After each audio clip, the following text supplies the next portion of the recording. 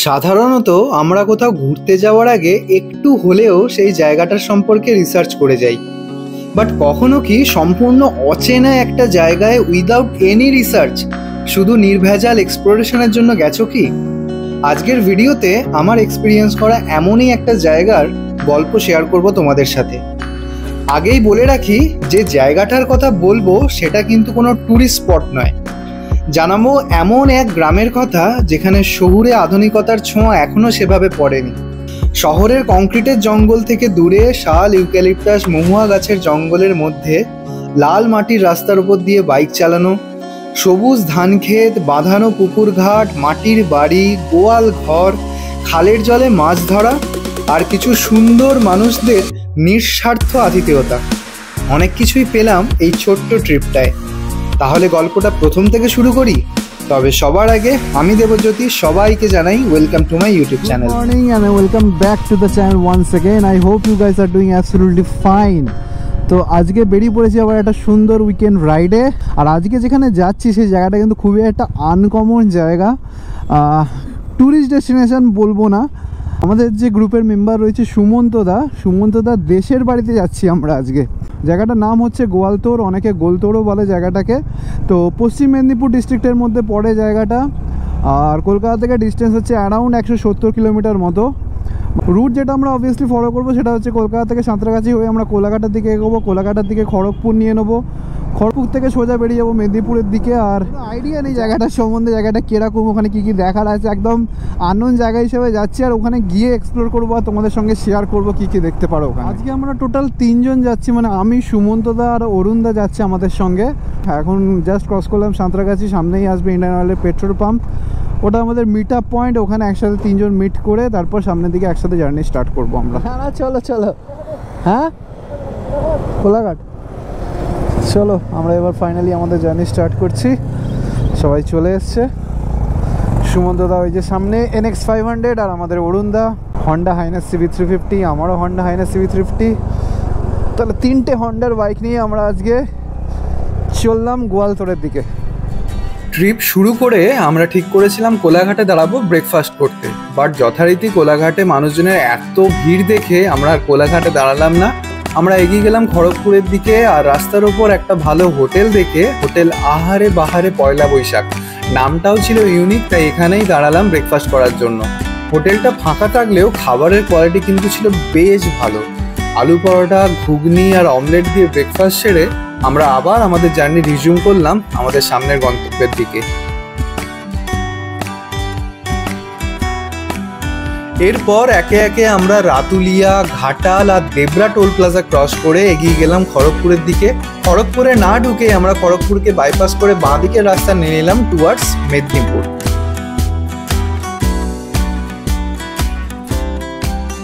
খড়গপুরের দিকে আমরা গেলাম না, খড়গপুরকে বাইপাস করে আমরা নিয়ে নিলাম বাঁ দিকের রাস্তায়। এদিক থেকে আমরা মেদিনীপুরের দিকে এগিয়ে যাব, মানে গোয়ালতোড়ের দিকে এগিয়ে যাব। গোয়ালতোড়ের যে পুলিশ স্টেশন, সুমন্তদার সাথে কথা হচ্ছিল, গোয়ালতোড়ের পুলিশ স্টেশন সেখানে। গোয়ালতোড় থেকেও আমাদের ভেতরে ইন্টেরিয়ার আরও 30 কিলোমিটার মতো ঢুকতে হবে। আহা দেখো গ্রাম বাংলার সৌন্দর্য, সবুজ ধান খেয়ে দূর দূরান্ত পর্যন্ত। ওফ দারুণ। Welcome to Medinipur. ওরে বাপরে, মেদিনীপুর টাউনে হেভি ভিড়, আর যা গরম পড়েছে। এখন বাজছে সকাল 11টা, আমরা 120 কিলোমিটার মতো জার্নি করে নিয়েছি।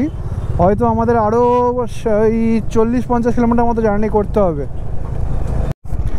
এই যে ভাদুতলা থেকে আমরা বাঁ দিকে নিয়ে নিলাম, এই রাস্তাটা কানেক্ট করছে পিলকাটাকে, আর এই পিলকাটাই সোজা চলে যাবে গোয়ালতোড়ের দিকে। গোয়ালতোড় থেকে আরও একটু ভেতর দিকে ঢুকলে কিন্তু জঙ্গলের পথ শুরু হবে। সেই জঙ্গলের পথ ধরে আমাদের আরও হয়তো 15-20 কিলোমিটার মতো যেতে হবে, তারপরে আসবে আসল জায়গাটা। নামটা যতবার বলছি আমি ভুলে যাচ্ছি, আমি বলছি তোমাদের নামটা কিছুতেই মনে থাকছে না আমার এক্স্যাক্ট। আর ভাদুতলা বিবেকানন্দ হাই স্কুল। একটু জ্যামটা কমেছে এবার, কিন্তু গরম যা আছে বাপ রে বাপ। কলকাতায় যদি 36-35 চলে, এখানে আমার মনে হচ্ছে লিটারালি 40-র উপরে হবে, এত গরম। এখন যাচ্ছি কিন্তু আমরা লালগড়ের দিকে। লালগড় এখান থেকে কিন্তু 30 কিলোমিটার, আর জঙ্গল কিন্তু শুরু হয়ে গেছে। লালগড়ের জঙ্গল, লালগড় শব্দটার সঙ্গে তোমরা কি একটু ফ্যামিলিয়ার? যারা জানো তাদের বলে দিচ্ছি, লালগড় কিন্তু একসময় মাওবাদী এলাকা হিসাবে প্রচুরের সুনাম ছিল, তো বলা যাবে না, দুর্নাম ছিল। প্রচুর অ্যাক্টিভিস্টরা তখন ছিল, এখন অতটাও তারা সক্রিয় নয়, বাট এক সময় মানে সেই বাম আমলের কথা বলছি, তখন কিন্তু লালগড় মানে মাওবাদী এলাকা হিসেবেই আমরা জানতাম। এখন তো দেখছি অনেক বাড়িঘরদের চারদিকে রয়েছে, কিছু কিছু স্ট্রেচ এরকম জঙ্গল আসছে, বাট অতটাও ডেন্স জঙ্গল নয়। আমরা সামনে আরও ডেন্স জঙ্গল পাবো, আমরা যখন গোয়ালতোড় ক্রস করে যাব তখন আরও ঘন জঙ্গল পাবো। কি হলো সুমন্তদা, কি বলছে? হ্যাঁ গো, মহুয়ার গন্ধ পাচ্ছ? মহুয়ার, এবার পেলাম। ও আচ্ছা, ওই শুকিয়ে মতো গেছে। হ্যাঁ হ্যাঁ, ওটাই মহুয়া গাছ। সকালবেলায় মহুয়া সেই ফুলগুলো পড়ে এরকম, হ্যাঁ, এগুলো ভালুকে খায়। আচ্ছা আচ্ছা, ছিল, এখন নেই। এখন হাতি আছে নাকি? প্রচুর আছে, প্রচুর আছে। মানে গোয়ালতোড় ক্রস করে? ও ভেতরে কোথায় আছে কেউ বলতে পারবে না। আচ্ছা, 70-80টা হাতি একসঙ্গে থাকে। আর বিভিন্ন জায়গায় রাস্তা বরাবর এই মোমেন্টে আসলে এখন পাওয়া যাবে না। হ্যাঁ, সন্ধ্যের দিকে বেশি মুভমেন্ট হয়। এগুলো এদিকে করিডোর আছে। মানে আমরা ওই হুমগড়ে যাচ্ছি, ওখানে বেশি দেখার চান্স আছে নাকি আরো যেটা যাবো? দেখা যাবে না, হট করে চলে কপাল ভালো থাকলে। আচ্ছা,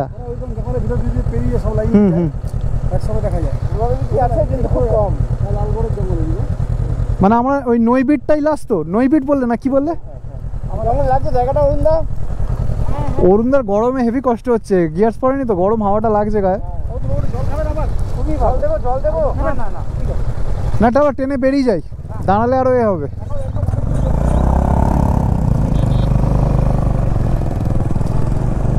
ও, তো ওই গাছগুলো হচ্ছে মহুয়া গাছ। অ্যাসপার হচ্ছে সুমন্তদার কাকা, ওটা হচ্ছে সুমন্তদার কাকা। আমাদের সঙ্গে বেশ কিছুক্ষণ আগে সুমন্তদার বাইকে উঠে গেলেন, উনিও যাচ্ছেন আমাদের সঙ্গে। তো আমরা দুটো জায়গায় যাব। প্রথমে যাব হুমগড়। আহা দেখো শুধু, প্রথমে যাব আমরা হুমগড়। হুমগড় হচ্ছে সুমন্তদার মামার বাড়ি। হুমগড় থেকে আরও প্রায় 20-25 কিলোমিটার ভেতরে নাম নৈবিট না কি বললো, নৈবিট জায়গাটা। মানে আমাকে বললো যে এই নাম তুমি শুনতে পাবে না হট করে, হলে এই সমস্ত নামগুলো সেভাবে লোক তো ওখানে থাকে না, এখন তো শোনা যায় না। তো ওইখানে আমরা আজকে নাইট স্টে করবো। ওটা হচ্ছে সুমন্তদার দেশের বাড়ি, অরিজিনাল মানে পিতৃভিটে যাকে বলে, পুরনো। আর জায়গাটা গরম যেরকম আছে, আর সেরকম রোদের তাপ, আর তার সাথে এরকম সুন্দর জঙ্গল। এগুলো সব শাল গাছ। ওরে বাপরে! আর বলছে যে কোনো সময় হাতি দেখতে পারবে যদি কপাল ভালো থাকে। কেন এইসব এলাকায় আগে বলছে প্রচুর ভাল্লুক ছিল, এখন ভাল্লুক দেখা যায় না, ভাল্লুক আর নেই বলতে গেলে, বাট হাতি আছে। হাতি কপাল ভালো থাকলে দেখতে পাবে, যখন তখন বেরিয়ে আসে। এই গ্রামটার মধ্যে এত সুন্দর সুন্দর কিছু বাড়ি আছে না, মাটির ঘর হলেও কুড়ে ঘর হলেও এত সুন্দর নিপুণভাবে বানানো, দেখে মনে হচ্ছে কোনো বড় আর্কিটেক্ট এটাকে প্ল্যান করে বানিয়েছে। পারফেক্ট একদম। আমাদের কলকাতায় যেরকম জুন জুলাইতে যেরকম বাইক চালালে হালকা হাওয়া আসে, গরম লু যেটাকে বলে, সেটা এখানে ফিল করছি রীতিমতো।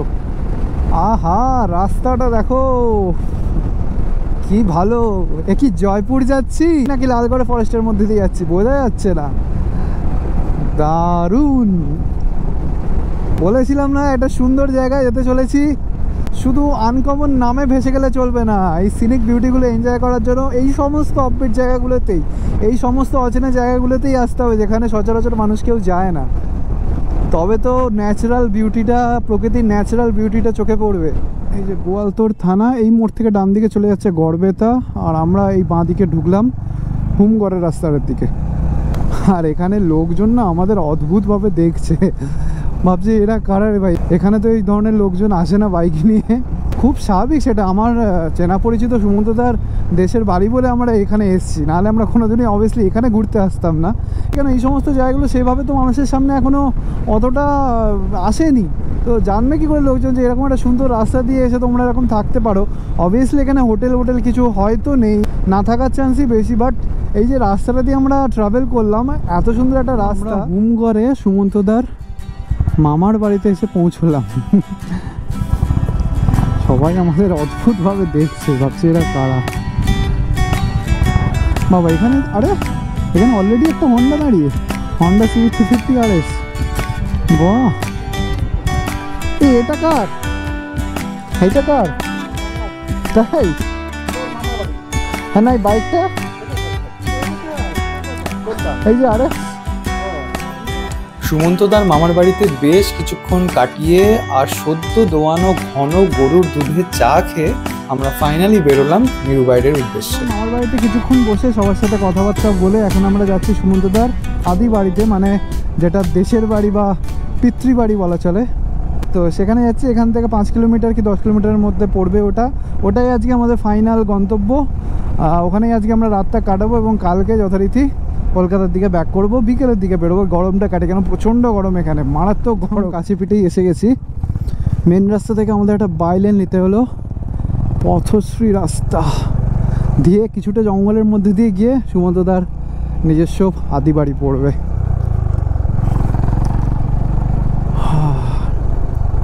এই ট্যুরটাই যদি আমরা বর্ষাকালে বা শীতকালে করতাম আরও ভালো লাগতো। এই গরমটার জন্য একটুখানি কষ্ট হলো ঠিকই, বাট দেখো রাস্তাটা, ওফ ওফ ওফ ওফ মাইরি, দারুণ দারুণ। বলেছিলাম না বাড়ি ঢোকার আগে একটা দারুণ জঙ্গল পড়বে, এটাই হচ্ছে সেই জঙ্গল, পুরোটাই শালবনের জঙ্গল। এই জঙ্গলটার পার্টিকুলার কী নাম সেটা জানতে হবে সুমন্তদার কাকুর থেকে। শেষে দেখো কি সুন্দর পুকুর, ওফ গ্রাম বাংলা একেই বলে, পুরো পরিষ্কার চকচকে জল, মনে হচ্ছে ঝাঁপ দিই এক্ষুনি রাইডিং গিয়ার স্কুলে। ওফ যা গরম লেগেছে। আর এদিকে দেখো পুরো সবুজ ধান ক্ষেত একদিকে, একদিকে এত সুন্দর পুকুর, বাহ, বাঁধানো ঘাটও রয়েছে, বাহ বাহ বাহ দারুণ। ওফ ওফ ওফ ওফ লাভলি লাভলি প্লেস।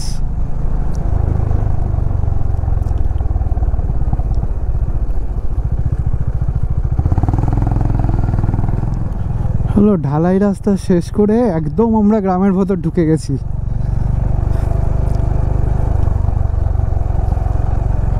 ও এখানেও কিছুটা ঢালাই রাস্তা করা আছে। ও বাহ কি সুন্দর বাড়ি দেখো, মা প্রফুল্ল বালা ভবন, হেরিটেজ হাউস অফ মাস্টার মশাই ফ্যামিলি, নিরুবাইড। বাহ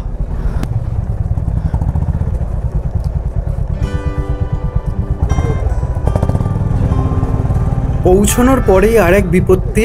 জাস্ট আমরা হাত মুখ দিয়ে খেতে বসেই ছিলাম আর হঠাৎ করেই আবিষ্কার করা হলো অরুণদার ফোন খুঁজে পাওয়া যাচ্ছে না। অনেকক্ষণ ঠান্ডা মাথায় চিন্তা করার পর অরুণদা শিওর হলো যে হোমঘর থেকে ফেরার সময় ফোনটা মোবাইল হোল্ডারে লাগিয়েছিল, বাট সামহাউ হয়তো লকটা ঠিক করে টাইট করা হয়নি, তাই হোমঘর থেকে নিরুবাইড এই 5 কিলোমিটারের মধ্যেই কোথাও পড়ে গেছে। পজিটিভ সাইন একটাই ছিল, আমরা যতবার ফোনটায় কল করছিলাম পুরো রিং হচ্ছিল বাট কেউ ওঠাচ্ছিল না। তো আমরা ভাবলাম রাস্তাতেই আশেপাশে হয়তো কোথাও পড়ে আছে, সেই ভেবে আবার বাইক নিয়ে যাওয়া হলো, বাট ফোন পাওয়া গেল না। অগত্যা যখন সবাই প্রায় হাল ছেড়েই দিয়েছিলাম, অরুণদা আমায় বললো, দেবজ্যোতি তোমার ফোনটা একবার দাও, একবার বাড়িতে ইনফর্ম করে দিই। কথায় বলে না ভগবান ঠিকই আছেন। বাড়িতে কল করতেই অরুণদা জানতে পারলো ওনার বাড়ি থেকেও অরুণদার ফোনে কল করা হয়েছিল, আর একবারই ফোন রিসিভ করা হয় এবং বলা হয় হুমগড় বাজারের কাছে কোনো এক চায়ের দোকানে মোবাইলটা রয়েছে। আর এদিকে সৌভাগ্যবশত সুমন্তদার ভাইয়ের এক বন্ধুও লোকাল থানাতেই পোস্টেড ছিল। তো আর কি, শেষমেশ সন্ধ্যাবেলা আমরা পুলিশের হেল্প নিয়ে বেশ কিছুক্ষণ খোঁজাখুঁজি করার পর শেষমেশ সেই চা দোকান খুঁজে বার করলাম। লক খোলা হয়ে গেছে, লক খোলা হয়ে গেছে, লক খুলে দিয়েছে। ছিল তো বুঝতে পারছো, তাহলে ট্রাই করে করে দেখেছি। তার মানে কেউ ফোন করেছিল, কন্টিনিউ ফোনটা আসছিল তো, নিলি ফোনটা। ফোনটা ফাইনালি ফেরত পাওয়ার পর মনের মধ্যে একটাই প্রশ্ন ঘুরছিল, এটা কি তাহলে গ্রাম বলেই সম্ভব?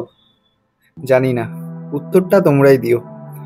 যাই হোক, এরপর বাড়ি ফিরে জমিয়ে রান্নাবান্না করে খাওয়া দাওয়ার পর আমরা রাতের বেলায় একটু অ্যাডভেঞ্চারের খোঁজে গ্রামের রাস্তায় হাঁটতে বেরোলাম। দেখে নিলাম এখানকার বহু পুরনো কালী মন্দির, যেখানে এখনও নিয়মিত পূজা আচ্ছা করা হয়। সোলার লাইটের নিচ দিয়ে কিছুক্ষণ হাঁটার পরই এসে গেল জঙ্গলের রাস্তা। অন্ধকারে টর্চের আলো জ্বেলে সুমন্তদার চেনা রাস্তা দিয়ে হাঁটতে হাঁটতে অনেকটা এগিয়ে গেলাম। চারিদিক নিস্তব্ধ, শুনশান, ঝিঝি পোকা আর ব্যাঙের ডাক, আর সাথে আমাদের তিনজনের চলার শব্দ ছাড়া আর কোনো আওয়াজই নেই আশেপাশে। এক এক সময় মনে হচ্ছিল এত শূন্যতা, নিস্তব্ধতা কিন্তু শহরে থেকে ফিল করা সম্ভব নয়। পরের দিন সকাল, এই দিনটা ছিল সুমন্তদার দাদুর মৃত্যুবার্ষিকী, তাই সকাল থেকেই সবাই সেই আয়োজনেই ব্যস্ত ছিল। ঘরের তৈরি নানা রকম খাবার দিয়ে ব্রেকফাস্টটা সেরে আমি চট করে এই বাড়িটার একতলায় ঘুরে এলাম। নিচের তলাটা রেনোভেট করা হলেও উপরের তলাটা কিন্তু প্রকৃত মাটির বাড়ি যেমন হয় তেমনই, প্রায় 2 থেকে 2.5 ফুট চওড়া মাটির দেওয়াল, মাটির তৈরি সিঁড়ি, সব কিছুর মধ্যেই সেই গ্রাম বাংলার ছোঁয়াটা পেলাম।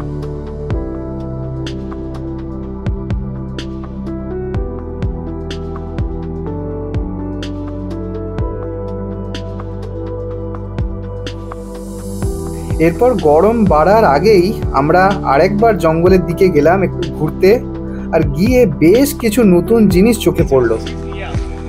হচ্ছে মহুয়া ফল। মহুয়া তো এটাকেই প্রসেস করে বানায়। হ্যাঁ, এটা প্রসেস পিঠে হয়, সুন্দর এটা পিঠে হয়, মানে একদম ড্রাই করে তারপরে সেটাকে শুকতে হয়।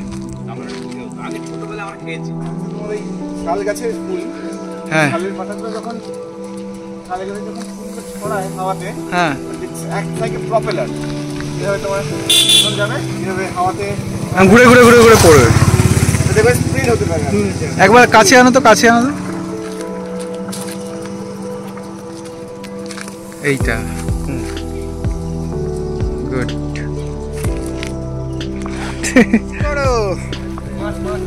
মাছ ধরবে,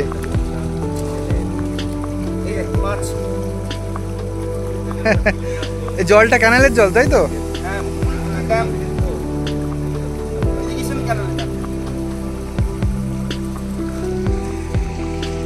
কি সুন্দর ভিউ দেখো।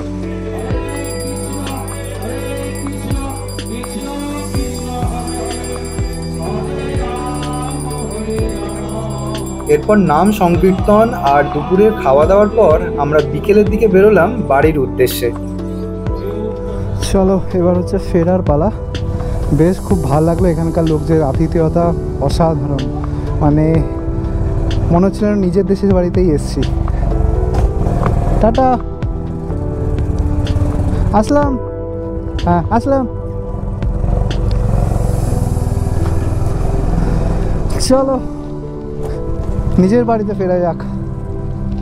আগেই বলেছিলাম নিরুবাইট কিন্তু কোনো ট্যুরিস্ট ডেস্টিনেশন নয়।